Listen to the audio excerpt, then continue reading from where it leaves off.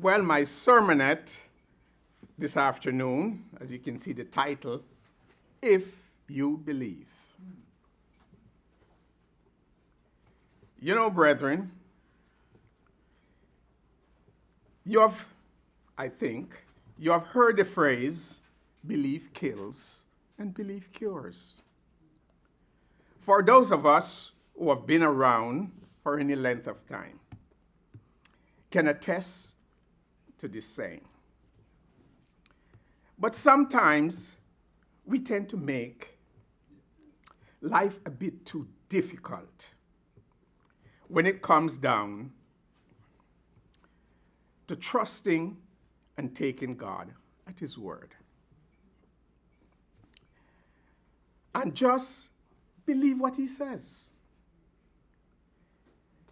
This should be paramount to God's people, all of us. We have in the church, and we use the Bible as our guideline. And we should believe. Just take God as His word. If God says it, it should be good enough for every one of us. You know, sometimes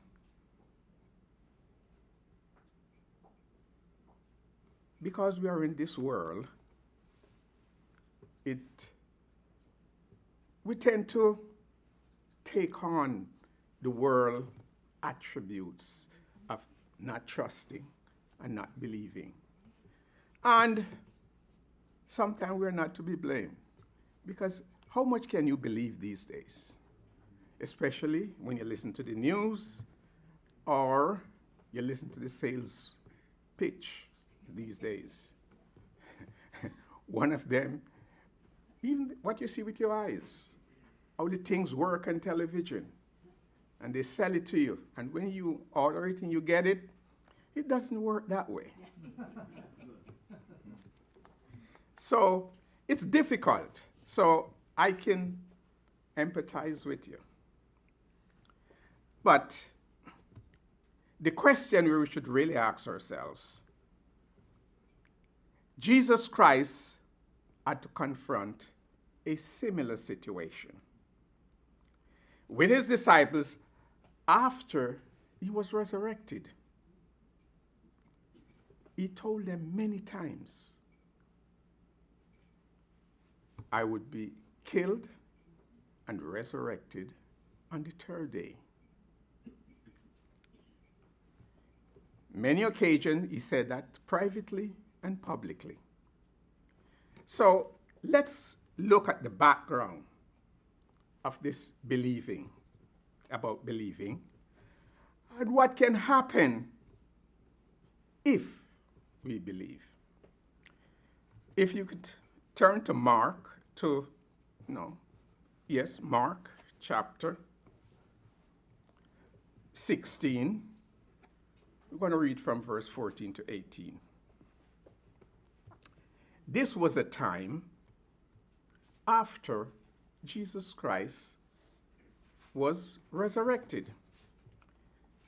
The next daylight, and this was early in the morning, where after He was resurrected.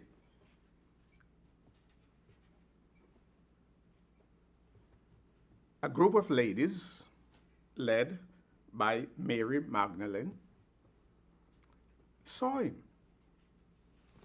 The Bible didn't say how many, but it's quite a few ladies. And they went to the disciples and told them, we saw Jesus. And they just laughed them to scorn. They didn't believe Him. Then He appeared again to two of the disciples. They went back and told the rest. And they said, you're crazy. They didn't believe Him, although He told them more than once. Let's pick up the story in verse 14. Later, He appeared to the 11 as they sat at the table. And He rebuked their unbelief and hardness of heart, because they did not believe those who had seen Him after he is risen. And he said to them, he's giving them a commission. He said, go into all the world and preach the gospel to every creature. He who believes and is baptized will be saved. But he who does not believe will be condemned. And these signs will follow those who believe. In my name, they will cast out demons. They will speak with new tongues. They will take up serpents, and if they drink anything deadly, it will by no means hurt them. They will lay hands on the sick, and they will recover. These are many things Christ says that will happen if they believe. But I'm going to focus on the last one. You know, in the Greek word for believe is pistos. If I can spell it for you, Pistos. This word is used, how Christ used it, it is in the active sense, which means to be faithful or trustworthy. To these signs, so, you know, these signs are directed to believers are those who truly believe. You must believe if these signs are anyone will be affected with these signs. But today, let's focus just on the last one. They will lay hands on the sick, and they will recover. In my mind, and it should be in your mind, we're talking about anointing. Anointing is very important in God's church. And if we has ever been anointed and make use of that and believe, things will happen.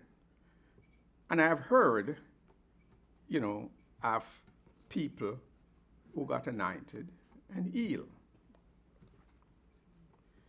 I didn't say just recover, but healed, truly healed. But the word, when he said lay hands, hands in the Greek is, let me spell it, C-H-E-I-R, chair, but it's pronounced chir, from which we get the word chiropractic. The hand acts as the agent for the power of God. You know, in the church, I come across 4 chiropractic. 2, we attend the same congregation. 2, I met at the feast. And they all said the same thing. We can't heal. We just help your body to heal itself. I said, God does the healing. They can't. So they can attest to that.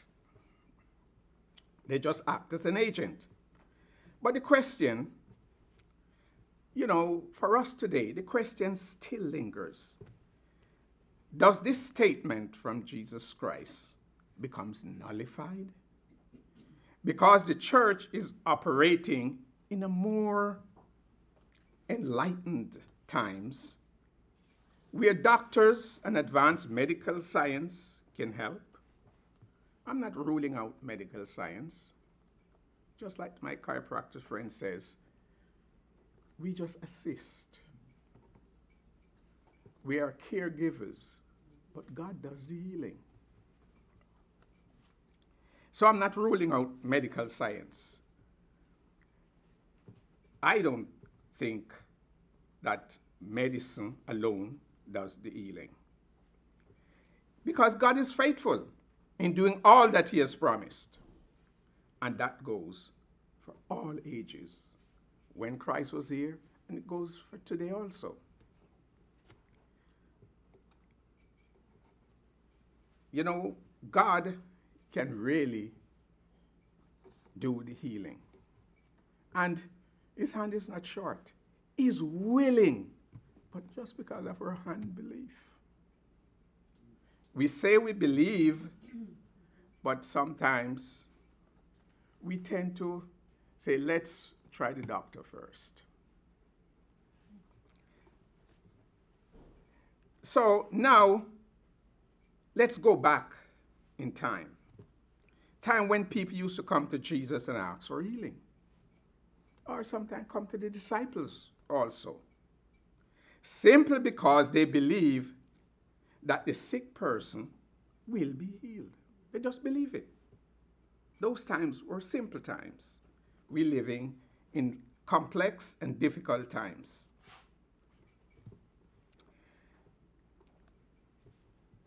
There are I'm going to look into two different instances, but we have the same outcome. The belief of the recipient and the belief of the administrator. Those who giving care are given, sometimes they also believe. And it's in the Bible. We're going to go to scriptures that we all know. But maybe we have never seen it this way. Let's turn to the book of Luke. Luke chapter 8. This is about a woman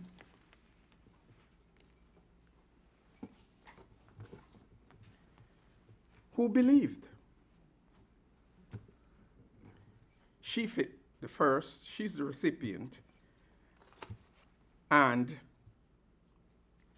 But when you look at human nature, it never changed. It just, because we find ourselves in the same situation sometimes. Sometimes we do everything. We go to the doctor, we do this, we do that. And when nothing works, then we turn to God. We always say, God, help me. We always look up at the last result. Even Israel does that. So don't, I'm not saying that we are so bad, because Israel did that. We're going to pick up this account in verse 43 of Luke 8.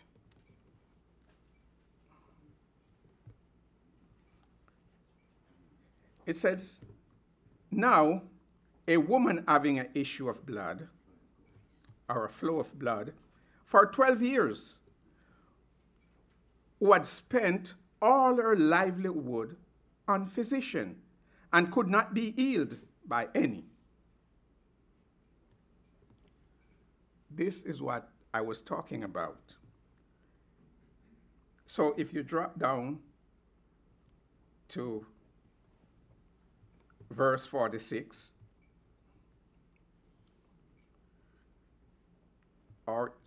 verse 45, and Jesus said, who touched me?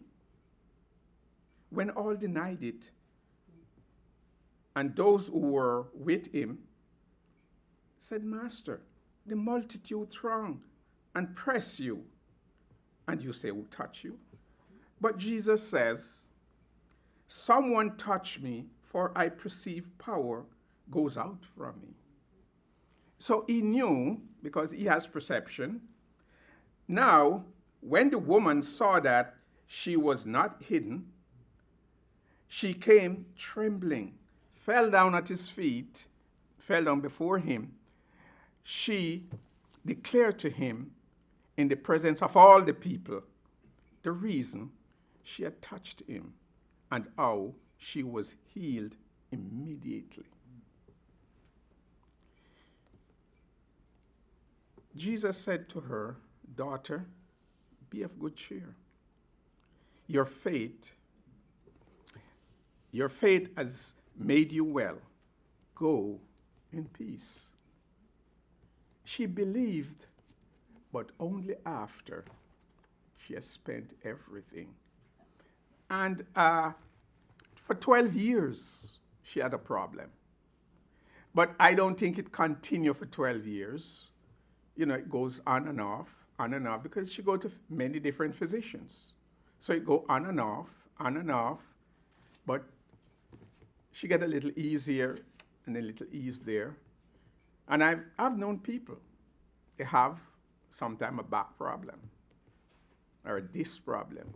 And they go to the doctor and it never goes away, but they get ease. And for years they have it.